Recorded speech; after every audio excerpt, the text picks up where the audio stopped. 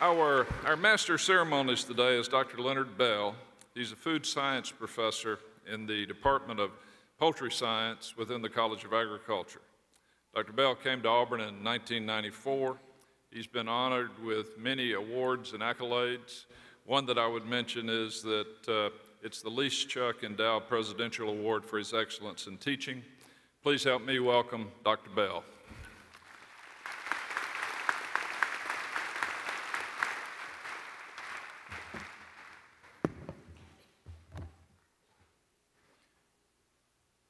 When I graduated from Virginia Tech 25 years ago, the commencement speaker was the governor of Virginia.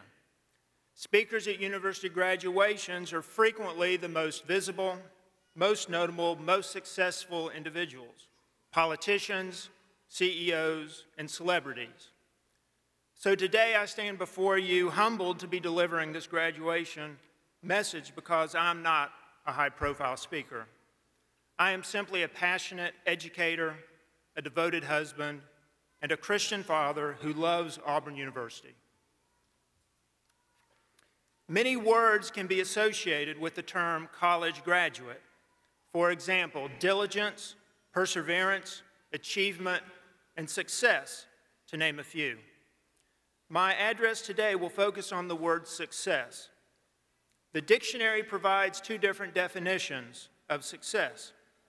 First, success can be defined as a good outcome of an endeavor, such as obtaining a university degree. Each of you sitting here today has experienced that type of success. The second definition of success is the attainment of wealth, position, and honors. In American culture, it is this second definition that frequently gains our attention and directs our motives. This perspective was clearly expressed recently by a high school junior who announced that she could not pursue the honorable profession of teaching because teachers do not make enough money. Discussing outreach efforts in Bolivia, Tommy Corson, Executive Director of Servants in Faith and Technology, was quoted in the current issue of Auburn Engineering that we Americans are constantly in search of things. People's perception of success is often clouded by their belief that success only comes from material gain, job status, and power. However, I wish to challenge that notion of success.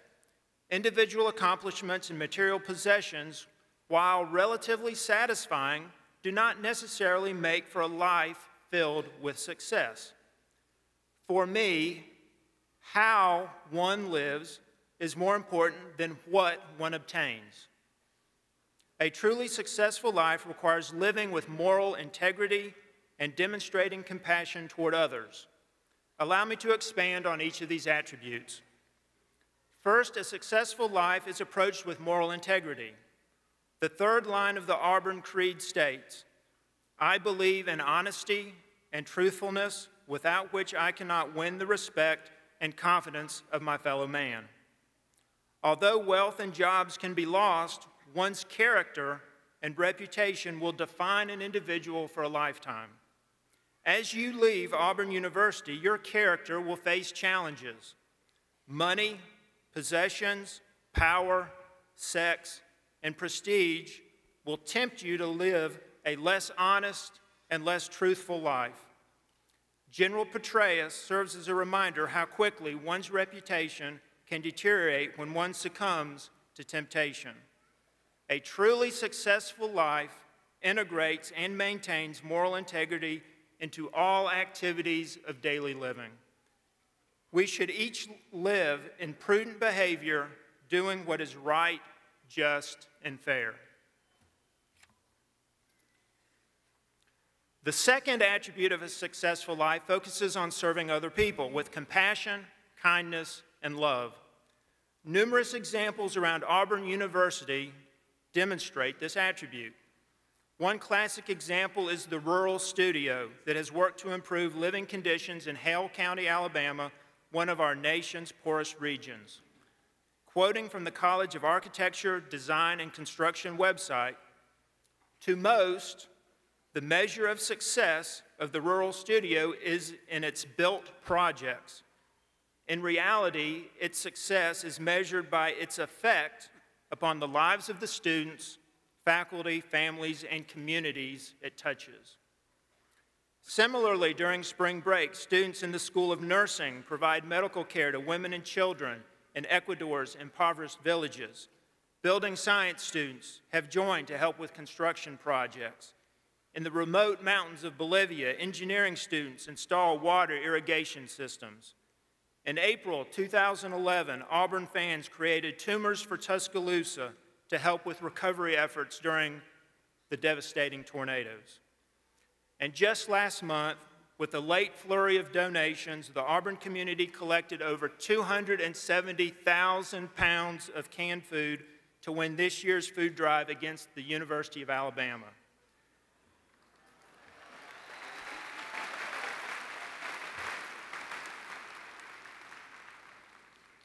The examples could go on, but they only gave me 5 minutes to speak. I imagine many of you have heard the following story adapted from Lauren Isley's essay, but it bears repeating because of its pertinence today. A young girl was walking along a beach upon which thousands of starfish had been washed up during a terrible storm. When she came to each starfish, she would pick it up and throw it back into the ocean. People watched her with amusement. She had been doing this for some time when a man approached her and said, "Little girl, why are you doing this? Look at this beach. You cannot save all these starfish. You cannot begin to make a difference." The little girl seemed crushed, suddenly deflated, but after a few moments she bent down, picked up another starfish, hurled it as far as she could into the ocean. She looked up at the man and replied, "Well, I made a difference to that one." Little over a week ago, New York police officer Lawrence DePrimo was on foot patrol in Times Square when he came upon what appeared to be a homeless man sitting in the cold. The man's bare feet were covered in blisters. Officer DePrimo purchased a pair of winter boots and gave them to the man. This small act of kindness acutely demonstrates the blending of moral integrity with compassion for those less fortunate than ourselves. Officer DePrimo did not solve the problem of homelessness, but he made a difference to that one man. Ladies and gentlemen, you are a diverse group of individuals, different genders, different races, different majors, with different talents, but you all have some common characteristics as well. You are about to be graduates of Auburn University. You are a part of the Auburn family, and you have the ability to impact society in a positive manner. Near the end of the Auburn Creed is the directive to serve by doing justly, loving mercy, and walking humbly with my God. I challenge you to live this directive by serving with integrity and love for the betterment of your fellow man. Look beyond your own desires to make the world a better place. Like the starfish thrower and Officer DePrimo, you can make a difference and experience a life full of success. Congratulations on your success, and War Eagle.